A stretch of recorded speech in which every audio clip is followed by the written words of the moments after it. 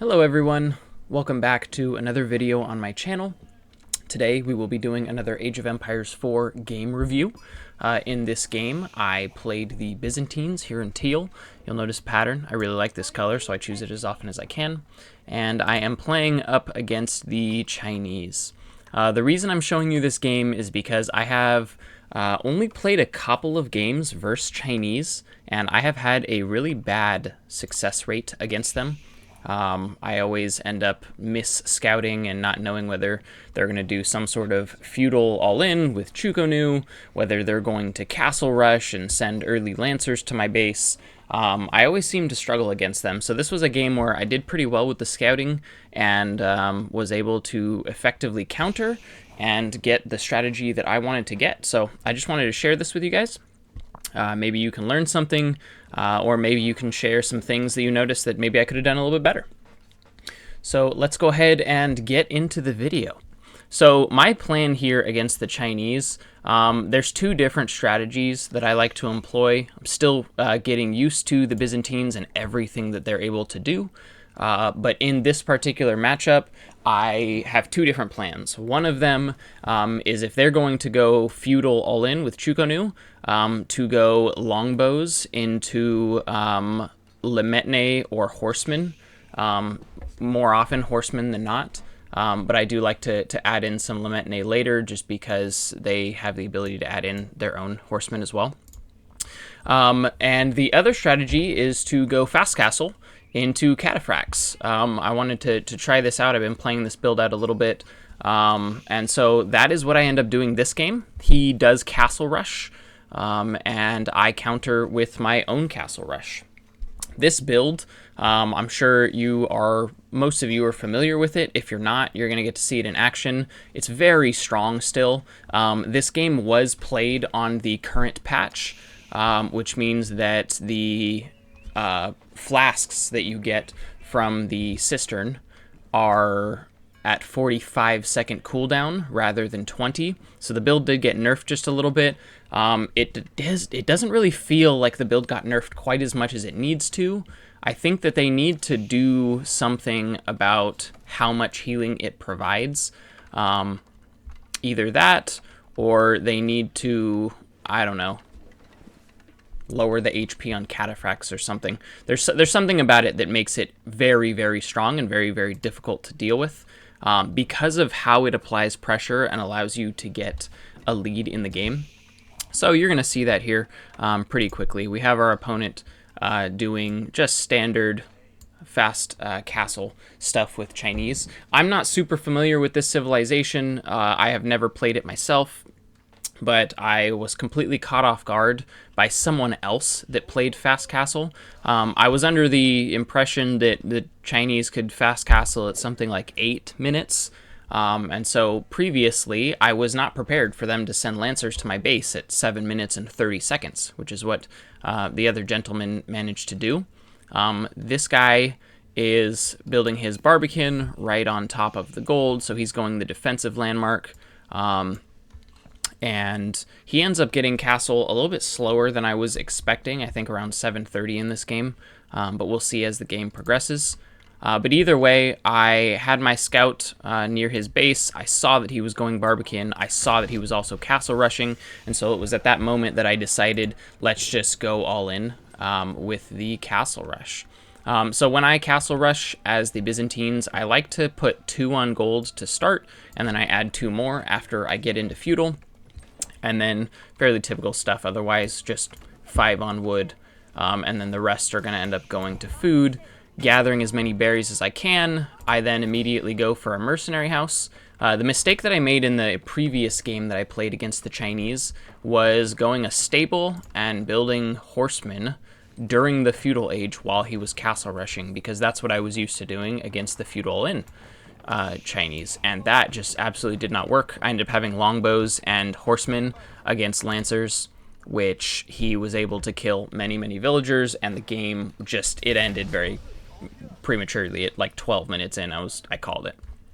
But here, I was determined to not let that happen, and instead I decided to get out Keshiks. Now, I think in this matchup, The meta way to play this is to go the Western mercenary contract and get out longbows, even though you're still going to go into Cataphracts, because the longbows just do so well against everything that the Chinese produce, besides the palace guards, of course.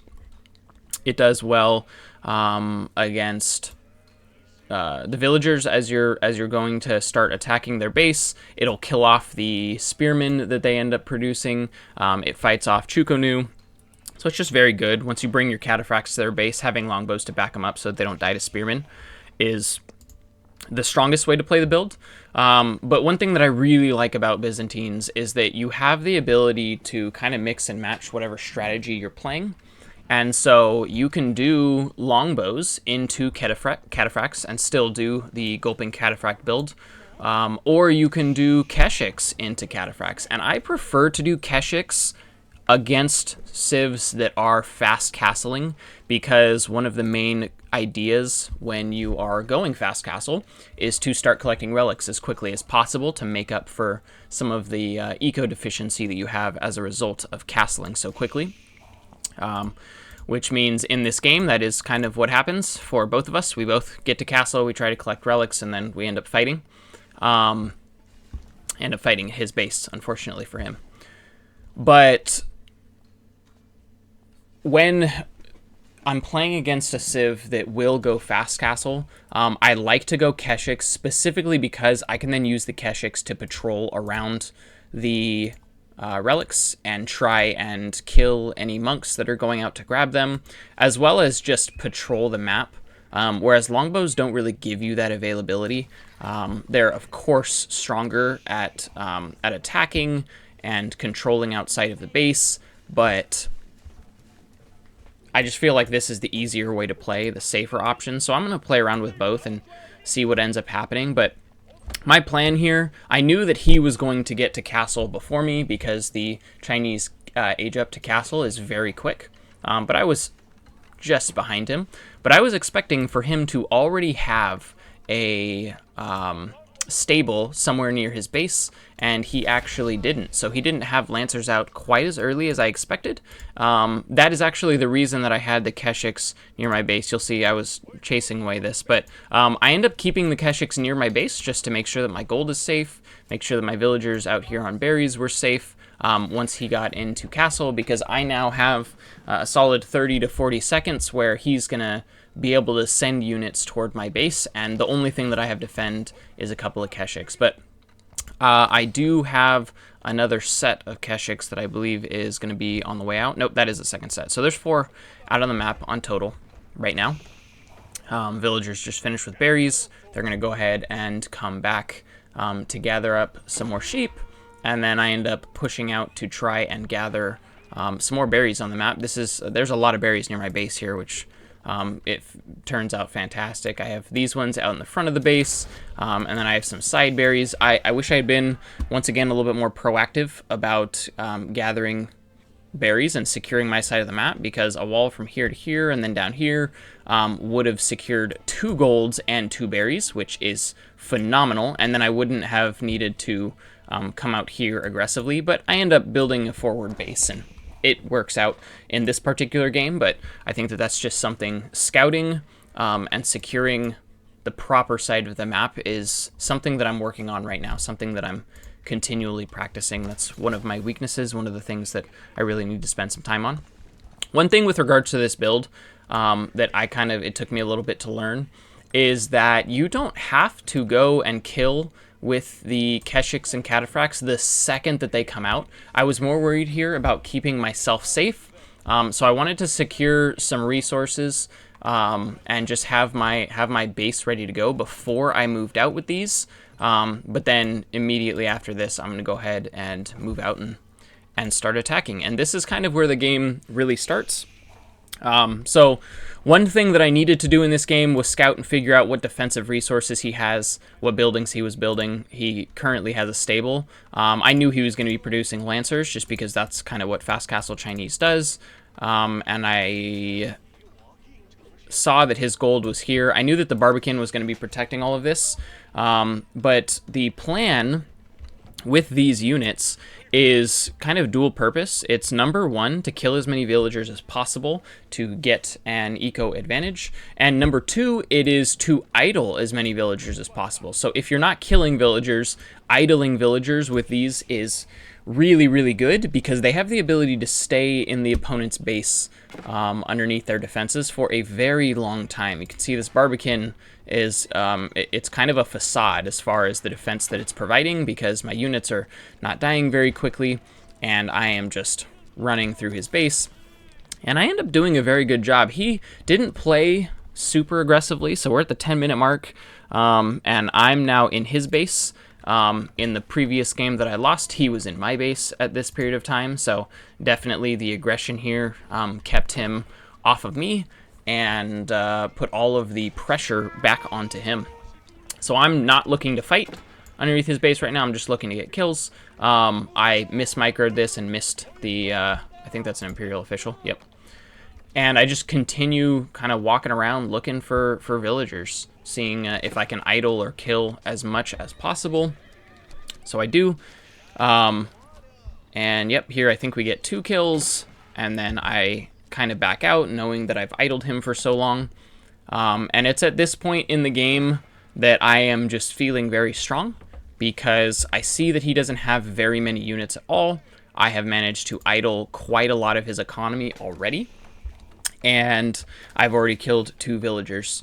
So I know that until I see a second TC from him, or he manages to get off a successful raid against me, I'm going to have a very good game, because I will just be ahead economically.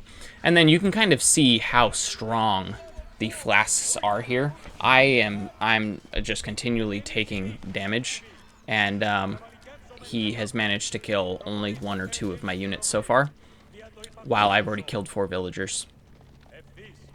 And I'm not even afraid of him. I'm just going to fight and stay in this and continue to harass his base and make sure that he doesn't get anything. It's at this point in the game that I'm now thinking about the relics. So I see he's coming out here, and I see that there was already 1 or 2 relics that had been taken. And so I kind of wanted to back up here just a little bit and try and get out to the relics myself. So he's scouting, looking at my relic and the relic that's forward. And I end up beginning to produce my own monk to go take this relic. I think I back my units up here just to make sure that I can begin that process so that I don't lose all 5 relics, because the one thing I did not want to happen in this game was for me to deal all of this damage, but for him to successfully get 5 relics and stall the game out for a very long time, where his economy will be able to boom really hard and he can come back into the game. I just did not want to allow that. So I came to defend this relic here. I've already picked up this relic, so this relic is mine. And I'm now just consolidating for just a minute. And then now that I have a couple more Cataphracts to add into the mix, all full health, we're going to go ahead and rinse and repeat the process from before, where once again, I'm looking to kill if possible, but more importantly, idle for as long as I can. So I end up doing a full lap around his base, run through here. I see that everything is kind of out. End up killing a monk right in his base, and then looking for the villagers that were down here. It's kind of funny the way that this ended up working out, because he has gates here that he was kind of just walking back and forth through. But the funny thing is because I had all of these units, I was able to idle all of these villagers constantly for the next couple of minutes, which ended up dealing a lot of damage to him. You can see he's really struggling for his resources, because all of the units that he's building are not able to contend with mine, and then on top of that, I'm idling all of his villagers, so he's not gathering resources quickly. He's got 17 idle villagers right now, and I just wanted to keep that up, just continue to have that happen.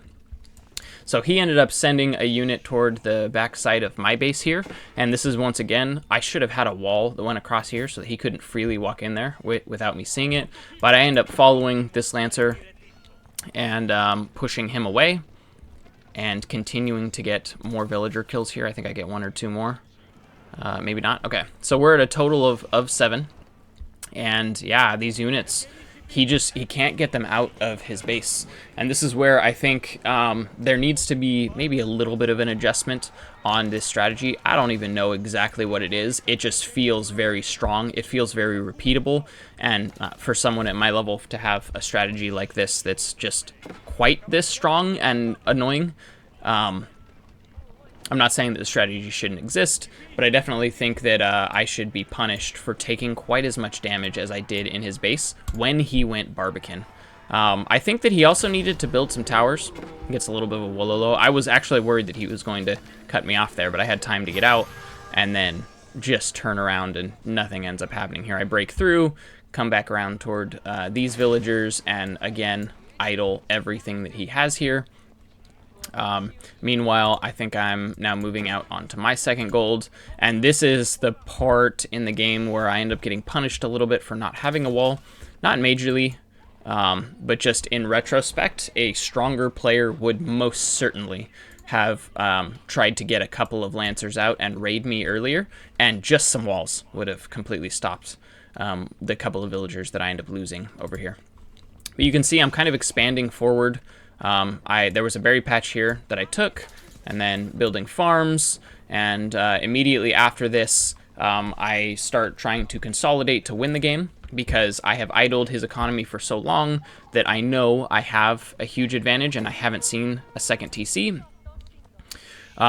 So my plan here is to kind of just back out and get some more production at this point in the game. I think I end up adding a couple of barracks, and then just prepping for kind of a death push. I might have tried to add some siege in there. I don't know whether I should have added rams just to try and take everything down. But it ends up working out with the units that I build. I build some Varangian guards, and I think I also add in some Lametne for the lancers that he is actually building. So I saw that these were getting chased. I'm now rallying back toward the front of my base just to make sure that he's not walking in the front, because that's really the only place that he can attack me from without me knowing or already having units there. And I then brought all my units back. This is just a bad habit of using all military. And these two Lancers, super low health, end up doing an amount of damage to me that is uncomfortable. Which this really showed this weakness of not having walled, because he was just able to walk right back here to the backside of my base. He eventually ends up finding this gold mine and attacking some villagers, and that's really the only misstep that I made in this entire game. As of right now, I've killed 10 villagers. I am 6 villagers ahead with a military lead, and I know that more than that, I have a huge eco advantage, just with the amount of food that I'm bringing in versus the amount that he has. As well as some wood advantage. And then again, I have an army, and so I'm just going to walk right back into the front of his base and deal some more damage. So I walk right past the Barbican, idle a significant amount of his economy once again. He is now on stone, so he knows that because he's lost the villagers, it's time to get up a second TC. And I think this is a perfect example of I end up taking this fight right underneath his entire base, and the flasks that I have allow me to clean up his entire army. And I think I lose this guy, a second one. I really only lost like 3, maybe 4 units in that entire fight, and he had quite a few knights there underneath his TC and the Barbican. I know that there's a Chinese upgrade that you can get that's part of the tower, so he hasn't built a single tower, so I don't even know if he could upgrade it. That gives hand cannoneer, I think it's hand cannoneer slots to towers, and I don't know if that applies to the TC and Barbican, but he definitely should have built those.